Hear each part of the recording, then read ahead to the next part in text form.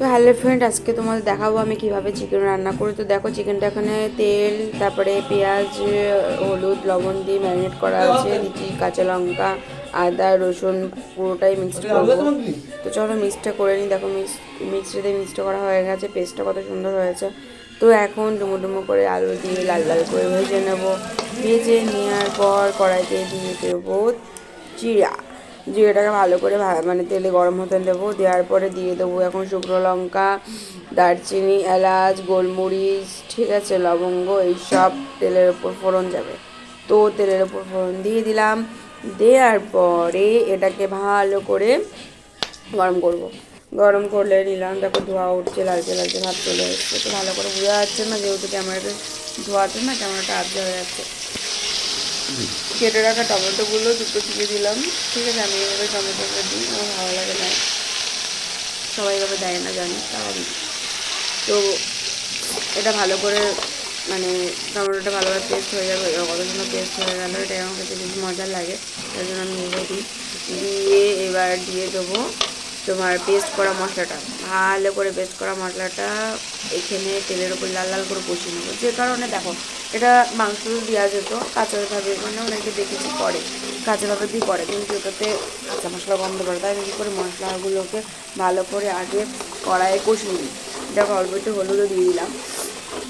হলুদ দিয়ে কষিয়ে নেবো। এর মধ্যে আরও কিছু মশলা অ্যাড করবো, চলো বলছি। তো আমি এভাবে করি, যেহেতু কাঁচা মশলা গন্ধটা আসে আমি খেতে পারি না, তার জন্য এভাবে তোমরা একটুখানি পারলে ট্রাই করে দেখতে পারো, এভাবে ভালো লাগে খেতে। দেখো এভাবে তেলটাও কম লাগে। তো এখন এই মশলা থেকে তেলটা ছাড়বে। তো হালকা করে তেলটা ছেড়ে গেলে এখানে আমি দিয়ে দেবো জিরের গুঁড়ো। আগে দিয়ে দেবো লবণ দেওয়ার পরে একটু লবণ দিয়ে নাড়িয়ে নিয়ে তারপরে এর মধ্যে আমি দেবো হচ্ছে জিরের গুঁড়ো, লঙ্কার গুঁড়ো, এই দুটো দিয়ে দেবো। আমি দিয়ে দিলাম জিরের গুঁড়ো আর লঙ্কার গুঁড়ো। জিরে গুঁড়ো লঙ্কার গুঁড়ো দিয়ে ভালো করে নাড়িয়ে নেবো। তো নাড়িয়ে নিয়ে তারপরে দেখো কী করি। ঠিক আছে, লঙ্কার গুঁড়োটা তখন অত করে লঙ্কা দিয়েছি, তারপরে লঙ্কাটা বেশি দিন ঝালটা বেশি ভালো লাগে না, খেতে পারি ঝালটা। তো দেখো সংসারে প্রত্যেকের আমার সংসার আছে, সংসার আছে, তাহলে কি মানুষের ইচ্ছা থেমে থাকে না?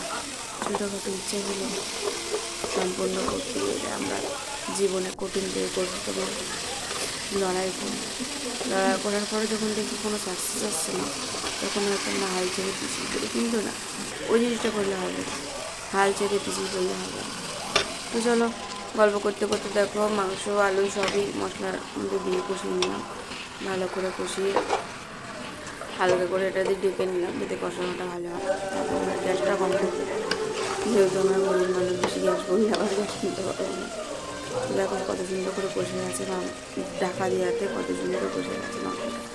তো চলো এবার কষিয়ে ফেলে এবার এটাকে ই করবো, মানে জল দিয়ে দেবো।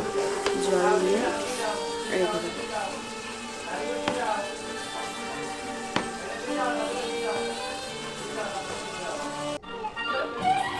জল দিয়ে দিলাম, দিয়ে এবার এটাকে কিছুক্ষণ রেখে দেবো। দেখো জল দিয়ে করা সঙ্গে গরম মশলা ছোটো প্যাকেটটা সানরাইজের ওটা অ্যাড করেছি। তো মাংস রান্না আমার কমপ্লিট। তো তোমরা এভাবে করে